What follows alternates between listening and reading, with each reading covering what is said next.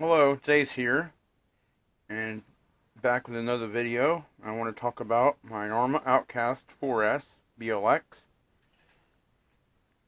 This truck has so far impressed me very much. I like it a lot more than the 3S BLX Granite that I had. Actually, I like it more than the Typhon 3S. There are a lot of similarities, but some of the things are different, which I'll show you in a minute. Now, the 4S model, I love this colored body too. The body is like a copper, brass color, brown. Very, very nice.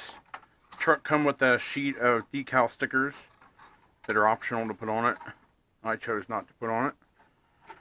One thing I like about this body on here is in the top roll bar, it has screws.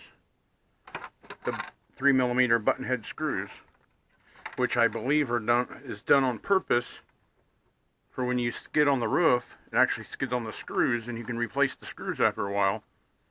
So that's a nice feature. Save your body. And here we're going to get into the truck itself.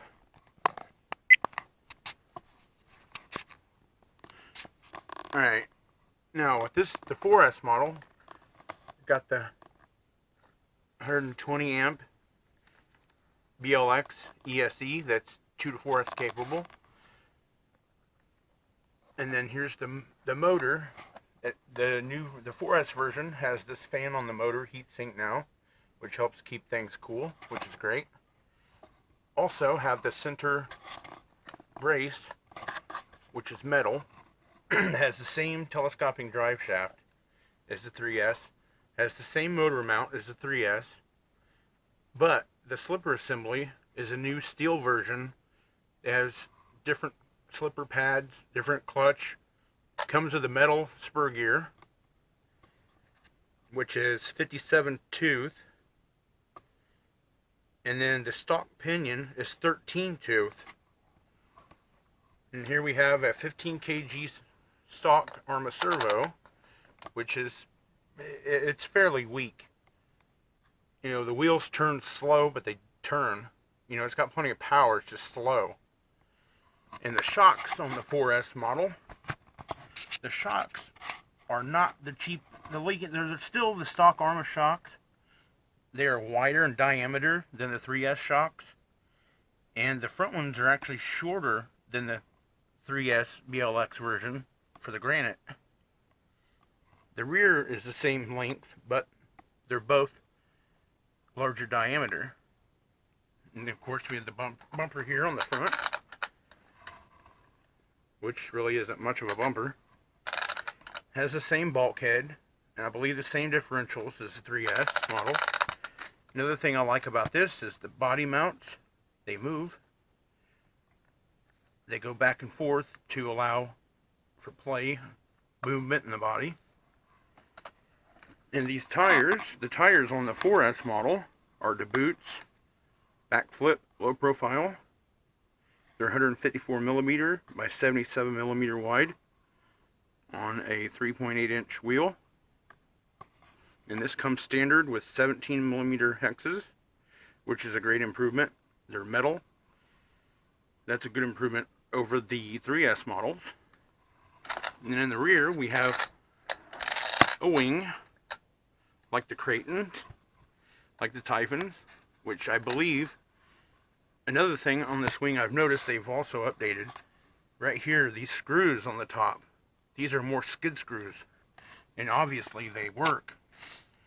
You can see on the screw that I've already scraped them up, but they come in useful because the wing is, you know, the most part, you know, the part that gets tore up the easiest, the quickest when you run these, because it will straight up backflip off the line if you give it full throttle. Very responsive truck. I'm impressed with the quality of the 4S model, and I will start using it over the 3S model mostly. The first thing I did when I got this truck was took off those IC3 or IC5 connectors, whatever they are, that comes with from Spectrum, Horizon Hobby. I also discarded the Spectrum remote because I had a horrible lag in the control of the truck with the remote. So what I did was I took one of my old Tactic controllers and installed the receiver and paired it with the ESE and set it up. So now I'm using that instead. So that is my initial review, I guess, of the Outcast 4S.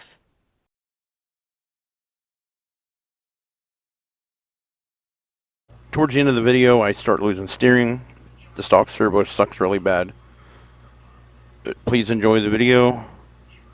Like, subscribe to my channel. Thank you. And have a wonderful day.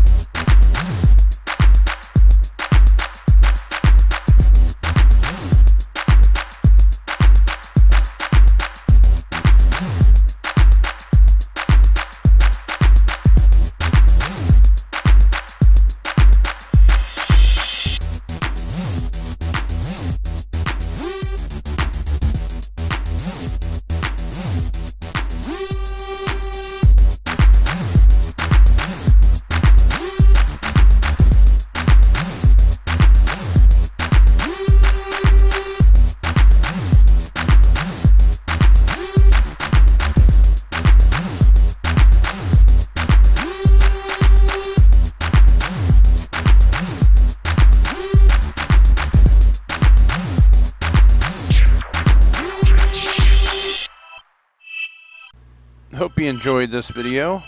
That'll be all for today. Make sure to like and subscribe to my channel. Thank you, everyone. Have a wonderful day.